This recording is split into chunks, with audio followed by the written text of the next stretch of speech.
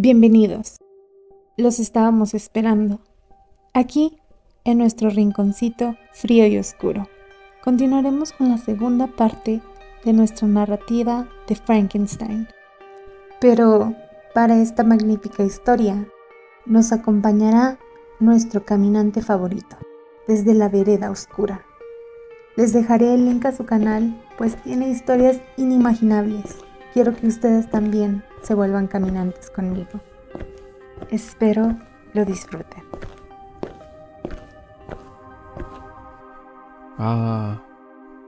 Aquella experiencia llevó al pobre Frankenstein a estar en cama por varios meses con fiebres nerviosas, pero más pobre de Henry Clerval, que después de tanto tiempo sin ver a su amigo, ahora solo él lo acompañaría en su desdichada recuperación. El buen Clerval se encargó de notificar a la familia de Víctor su estado, pero omitió detalles para evitarles preocupaciones que él creía innecesarias. Frankenstein se encontraba terriblemente enfermo, pues constantemente imaginaba a aquel monstruo que él mismo había creado, que iba a su lecho a terminar con su vida.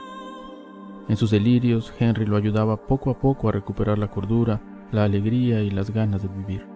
Pasó el tiempo, tanto que hasta las estaciones del año cambiaron para que Víctor se sintiera mejor. Le agradeció a su amigo encarecidamente todo el tiempo y cuidados que había tomado con él, a lo que Henry le respondía que sin problema lo volvería a hacer, aunque tenía un favor que pedirle. Le pidió que no se alarmara, pues no era más que escribirle a su familia, de su mismo puño y letra, para hacerle saber que ya se encontraba mejor, pues ellos no estaban al tanto de qué tan grave estuvo su enfermedad. Dicho aquello, le entregó una carta de la mismísima Elizabeth, en donde solo se confirmaba que ellos asumían aquello que en realidad pasaba y pedían que desmintieran sus temores de que él se encontraba peor de lo que se les hacía saber. Su carta también buscaba hacerles saber que con ellos todo iba bien y que se encontraban mucho mejor. Le habló de la joven Justine Moritz, una muchacha que habían acogido con mucho cariño y que se había convertido en criada de la casa, siendo muy apegada a su difunta madre, ya que a ésta, la suya propia, la repudiaba porque era la favorita de su ya fallecido esposo. Oh, pobre Justine, cuánto había sufrido tras el fallecimiento de la madre de Víctor, pues ella fue quien más estuvo en su lecho. A los pocos meses de que Víctor partiera a Ingolstadt, la madre de la chica pedía que regresara, pues por ciertas desgracias sus demás hijos habían fallecido. Quizás aquella mujer creía que era castigo por su aversión hacia la joven, y ahora, llena de arrepentimiento, buscaba a su hija. Sin embargo, aún parecía tenerle rechazo. Cómo lloraba la joven al marcharse de donde había sido tratada con tanto cariño. El dolor la había marcado e irse a un lugar donde no se le ofrecía realmente amor no era la mejor opción. Sin embargo, era tal el rechazo de aquella mujer que enfermó, y para fortuna tanto de ella como de Justine, ahora ya descansaba en paz, y así la chica pudo volver a la casa Frankenstein, donde ahora estaba bajo el cargo de Elizabeth. Tan dulce, Justine volvía a ser jovial, cálida y agradecida con la familia. Su carta también le hablaba sobre su pequeño hermano William, un niño ahora tan guapo y risueño, y de cómo había crecido tan dulce angelito que era amado por todos en la ciudad. Además de algún que otro chisme local, no sin antes volverle a pedir que le contestara a su carta de su misma mano, para dejar de hacerse ideas angustiantes de su verdadero estado de salud.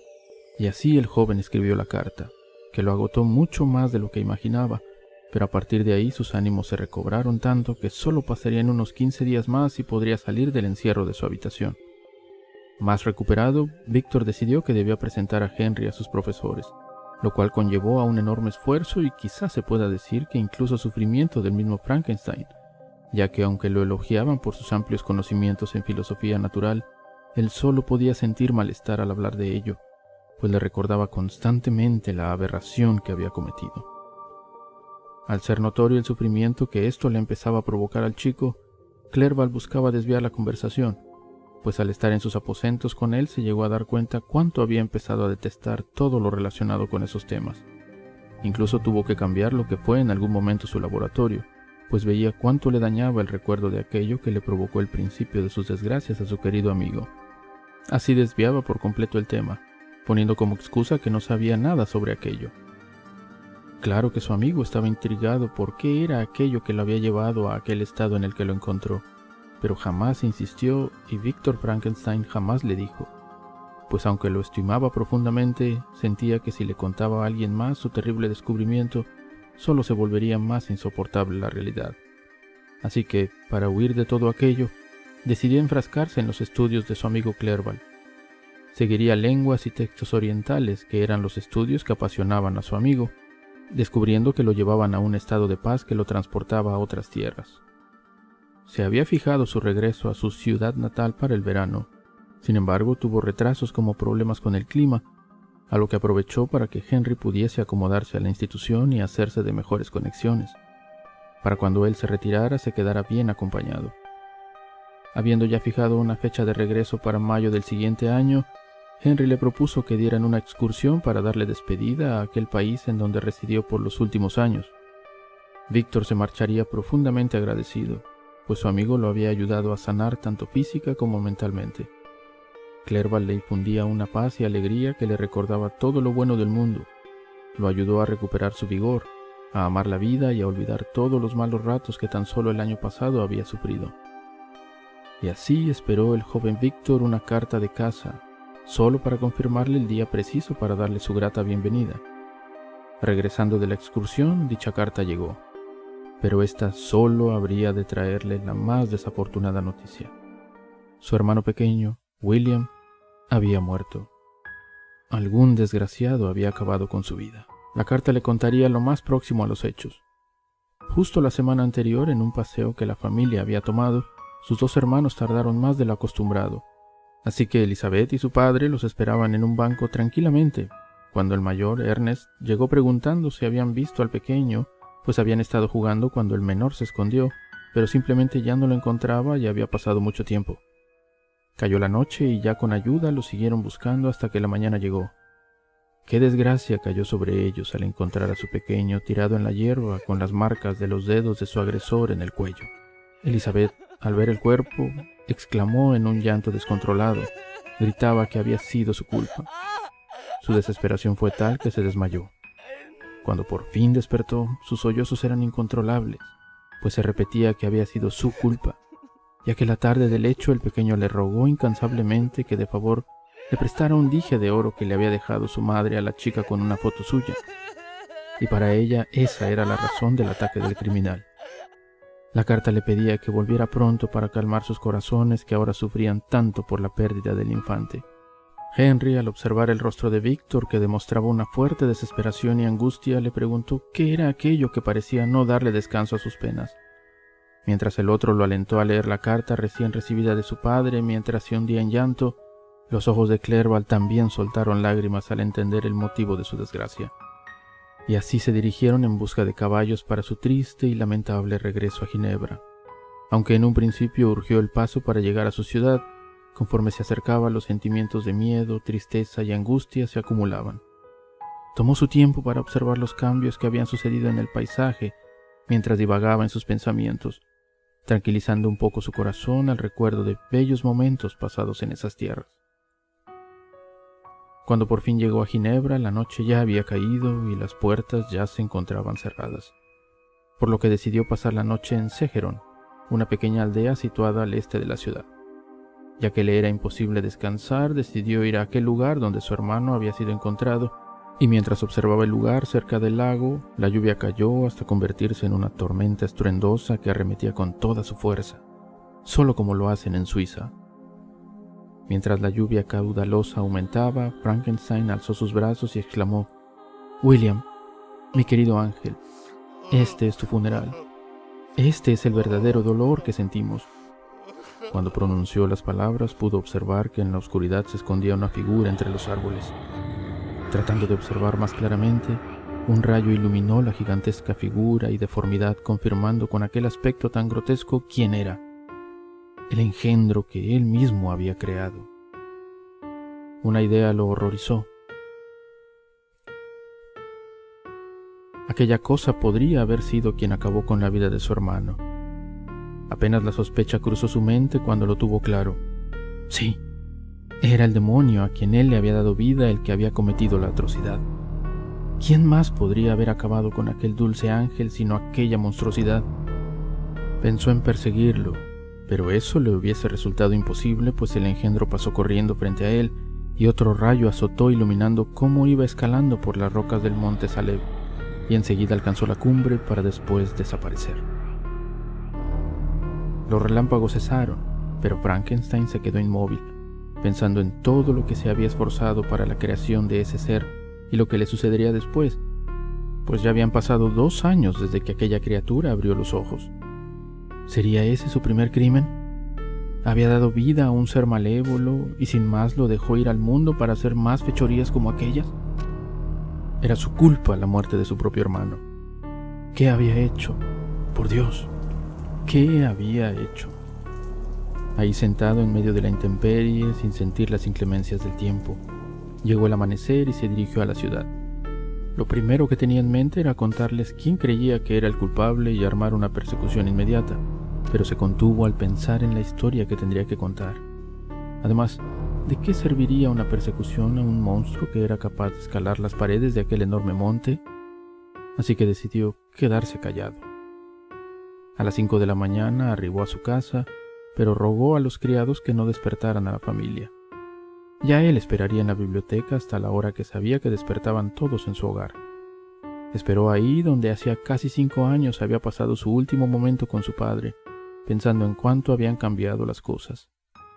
Al tiempo entró corriendo su hermano Ernest, ya convertido en un muchachito. Le ofreció un rostro alegre y le dio la bienvenida, pues lo había escuchado llegar, y le dijo: «Bienvenido, mi queridísimo Víctor. Ojalá hubieses llegado hace 3 meses, cuando esta casa gozaba de alegría y júbilo, pero ahora la desgracia nos ha llegado. Solo verás lágrimas en vez de sonrisas». Le contó cómo su padre se encontraba recayendo en aquella tristeza de cuando su madre falleció, y cómo Elizabeth se encontraba desconsolada, pues se sentía culpable sobre la muerte del pequeño. A punto de irrumpir en lágrimas, el chico, Víctor lo detuvo y le pidió que por favor no le diera esa bienvenida, pues le destrozaría el corazón. Así que prefirió preguntarle con detalle el estado de los demás. El chico le contó lo necesario y mencionó que Elizabeth estaba más que afligida al haber descubierto al responsable. Pero ¿cómo? ¿Quién había sido capaz de perseguir a esa bestia? Era como tratar de nadar en un caudal. Eso fue lo que le preguntaba a su hermano menor, pero el chico no entendía de qué hablaba. Se limitó a decirle que nadie podía creer quién era el culpable, especialmente Elizabeth, que se rehusaba a aceptar que la joven Justine Moritz era la responsable de todo aquello, con lo dulce y cariñosa que siempre se mostró con la familia después de ser acogida. Pero aún con las pruebas que se presentaban en contra de ella, Elizabeth se negaba a aceptar la realidad. «¿Justine Moritz?», exclamó Víctor. «Pobre muchacha. ¿Cómo se atreverían a culparla por el crimen? Tenían que entender que esa era una garrafal equivocación». Su cara denotó la confusión, a lo que su hermano le comentó que ellos tampoco lo podían creer en un principio. Sin embargo, los hechos y las evidencias solo apuntaban a ella. La mañana que se descubrió la muerte del pequeño, la chica había desaparecido, disculpándose por sentirse enferma. A eso se le añadió que una de las otras criadas, mientras revisaba el vestido de la chica, descubrió el dije con la foto de su madre, aquella joyería a la que daban motivo del crimen. La criada se lo mostró a uno de los otros criados y estos, sin decirle a nadie de la familia, fueron a contarle los hechos al magistrado, quien ordenó apresar a Justine, a lo que ella, muy confundida por la situación, contó su versión de la historia, dejando a todos confundidos, y eso la hacía aún más sospechosa. Después de escuchar aquello, Víctor se limitó a gritar: «Todos ustedes están terriblemente equivocados. Yo conozco al asesino. Pobre Justine, es inocente». En ese momento su padre iba entrando a la biblioteca. Trató de darle la bienvenida más cordial, aún con la tristeza reflejada en su rostro. Ernest le dijo a su padre lo que su hermano acababa de mencionar, que él sabía quién era el asesino, y el padre melancólicamente le respondió: «Desgraciadamente, nosotros también». Pero Víctor le contradijo diciendo que no era la joven Justine. «Pues si no es ella, un alivio llegará a nuestro corazón, y que Dios santo absuelva a la muchacha en el juicio que se llevará a cabo hoy». Al cabo de un rato se les unió Elizabeth y Víctor pudo observar cómo el tiempo sí había cambiado a la joven, pues él, al irse, había dejado a una muchacha y ahora se topaba con una mujer en cuerpo y estatura y muy hermosa. con ojos amables y llenos de bondad, pero cargados de una profunda tristeza. Le comentó el gusto que le daba volver a verlo, mas la tristeza le embargaba, pues acusaban a la pobre Justine de ser la culpable de tremendo crimen, pero ella en su corazón sabía que no era capaz de tal cosa, y Víctor le afirmó que él sabía que ella no era la culpable, que todo saldría bien y absolverían a la chica.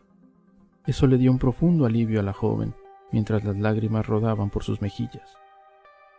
Pasaron algunas horas hasta la llegada del juicio, y ya que la familia tendría que presentarse como testigos, Víctor decidió acompañarlos.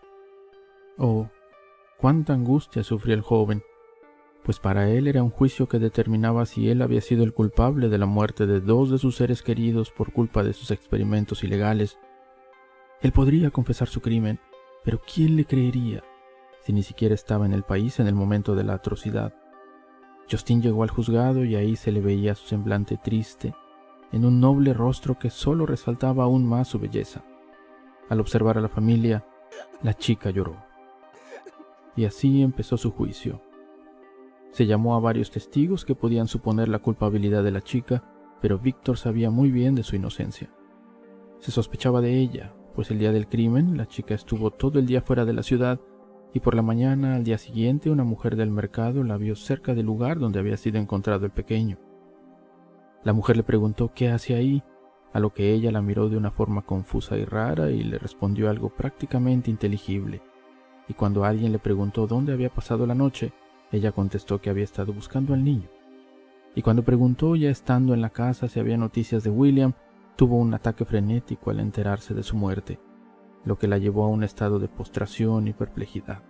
Sin embargo, mostraron el dije que la criada había encontrado en sus ropas y llamaron a Elizabeth a declarar, a lo que afirmó que la joyería era la que ella misma le había puesto al pequeño 1 hora antes de haber salido esa tarde.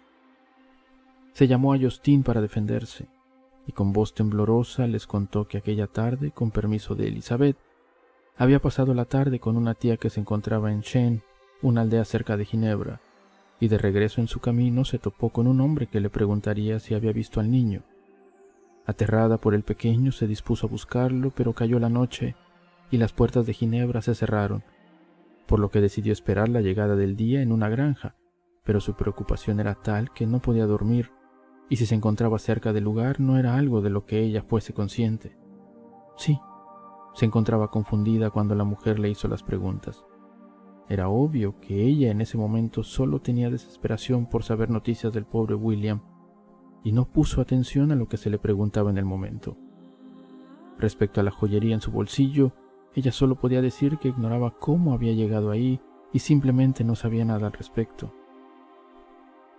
Puso su fe en los jueces y en que la juzgarían con base en su persona y su reputación, porque solo Dios sabía que ella no había sido capaz de hacer algo así a un pequeño que ella adoraba como si de su hermano se tratara. Fueron citados varios testigos que la conocían desde hace años y aunque hablaron magníficamente de ella, la situación de la chica no parecía mejorar. Elizabeth pidió declarar y ella comentó que era imposible que Justine fuera capaz de tal acto, pues siempre se mostró cálida y agradecida, siendo muy cercana a la familia, que si tanto hubiese querido la joya ella misma se la hubiese regalado de buena gana. Pero aquello pareció enfurecer más al tribunal, pues estaban indignados por cómo les había respondido la malagradecida a la familia que tanto le dio, y desfavorablemente así sucedió. Se emitieron todos los votos y todos eran en contra de la chica. La habían condenado. Cuando Víctor se enteró del veredicto, el juez le dijo que era una lástima saber que él había tenido que regresar en tan lamentables circunstancias, pero que al menos la culpable ya había declarado su crimen. Él no podía creer lo que sucedía. La desesperación y horror lo embargaban.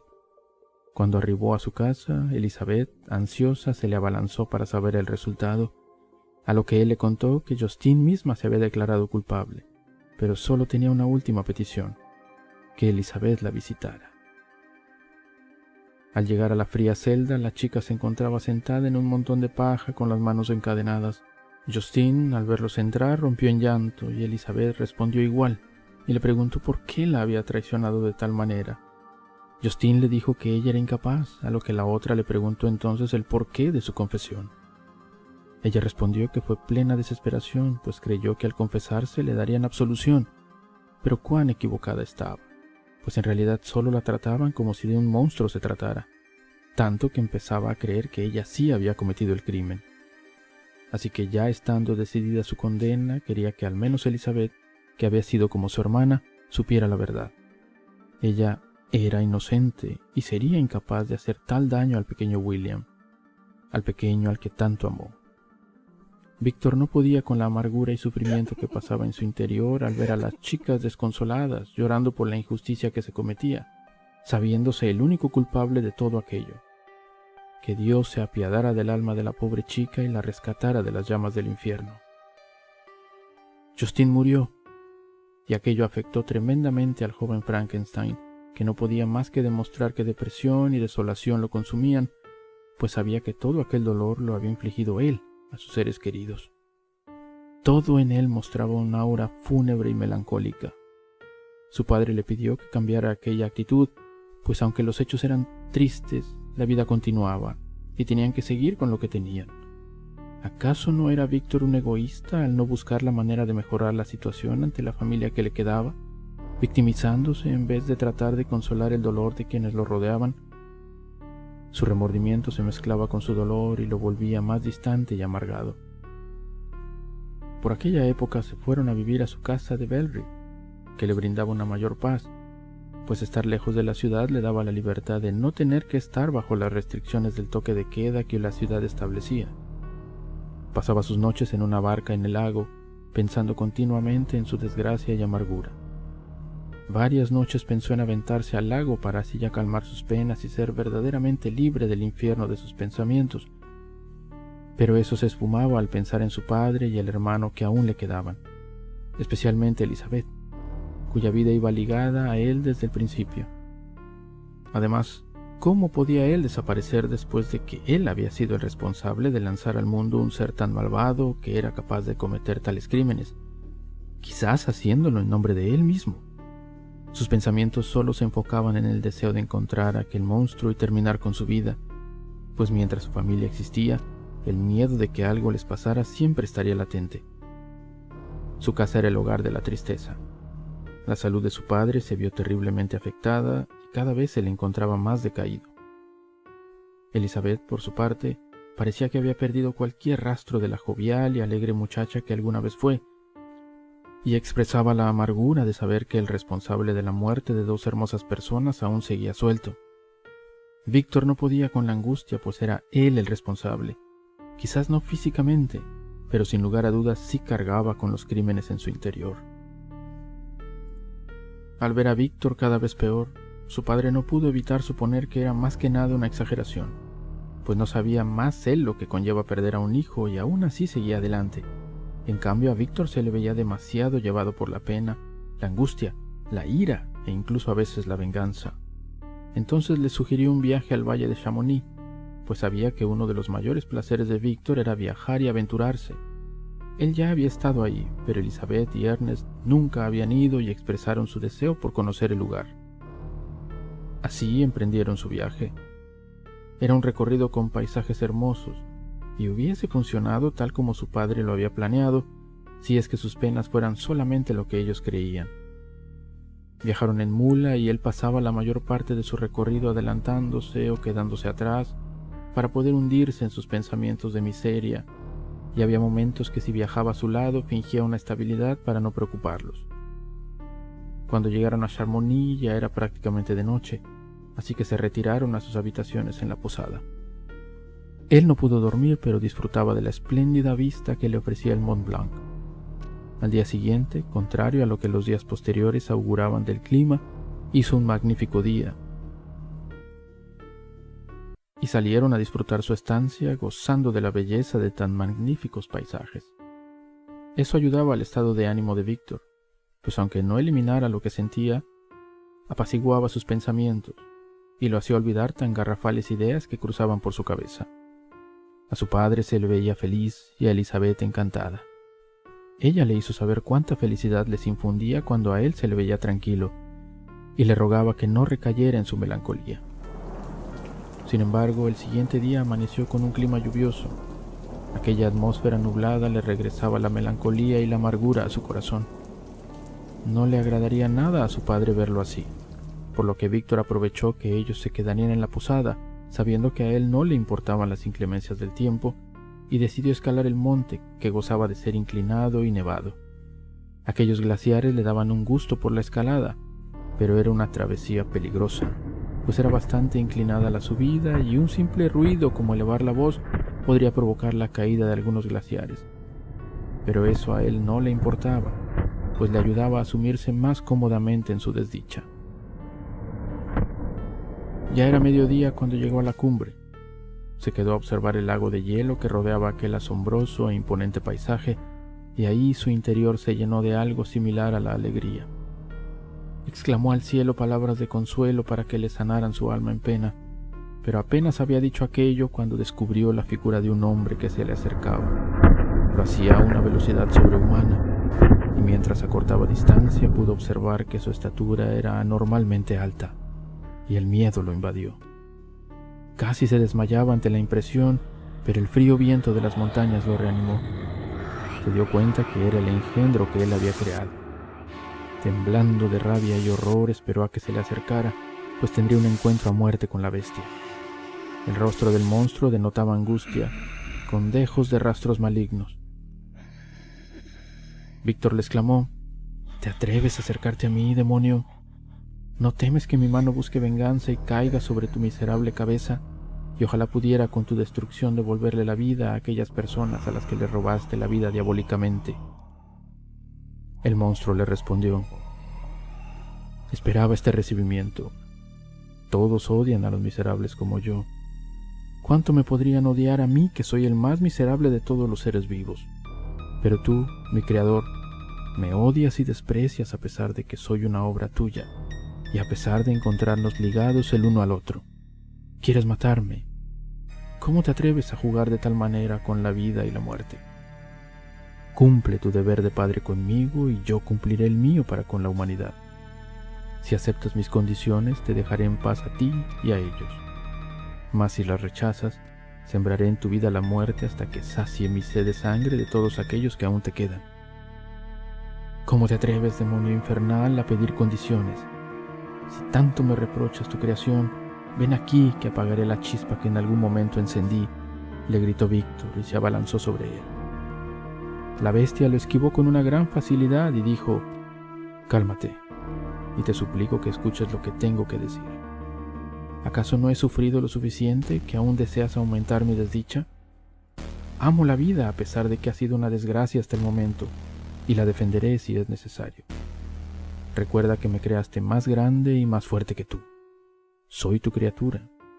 Eres mi creador y no puedo evitar serte fiel, pues tú me diste la vida. Así que te pido que dejes atrás tu egoísmo, Frankenstein, pues no es a mí a quien más le debes tu clemencia, tu cariño. Recuerda que fuiste tú quien me creó. Yo debería ser tu Adán, pero por el contrario, soy un ángel caído al que le privaste completamente la alegría, sin ninguna culpa. Por todas partes veo que existe la felicidad de la cual soy completamente excluido. Yo era bueno, pero la amargura y desdicha me convirtieron en un ser malvado. Bríndame la felicidad y verás que volveré a ser bueno», dijo el ser. Pero Víctor le exclamó, lleno de rabia: «Apártate. ¿No entiendes que no puede existir un vínculo entre tú y yo? Si quieres algo de mí, luchemos hasta la muerte, pues es lo único que aceptaré». «No podrías apiadarte de mí», contestó la criatura. «Créeme, era un ser bueno, lleno de amor y humanidad, pero estoy miserablemente solo. Tú que me diste vida me odias. ¿Qué puedo esperar de los demás, que nada me deben? Si la humanidad supiera de mi existencia, rogarían por mi muerte y aniquilación. No tengo derecho a odiar a aquellos que me desean lo peor. Así que escúchame. Dame la oportunidad de contarte mi trágica historia y ya luego serás el juez. Y si quieres ser verdugo al saber mi situación, ruego tu clemencia y que me escuches. Serás tú el único responsable si vuelvo a ser una criatura bondadosa o si desato mi maldad contra el mundo». Víctor, lleno de ira, le dijo que no quería, pero la criatura le dijo que lo siguiera, pues las inclemencias del tiempo lo harían sufrir gravemente por su cuerpo débil, y le señaló una pequeña cabaña a lo lejos. Víctor lo siguió, pues ahora tenía la curiosidad de la historia que tenía que contarle y quizás sí, quizás él le debía algo, pues era su creador. No olviden suscribirse, dejarme su like y comentario, pues nos ayudan a crecer mucho. Antes de irnos, quiero invitarlos a conocer Letras y Mundos, donde nuestro entrevistador N nos llevará a conocer a los protagonistas de nuestros cuentos más terroríficos. Y que no se les olvide, nada mejor que un helado oscuro para contar.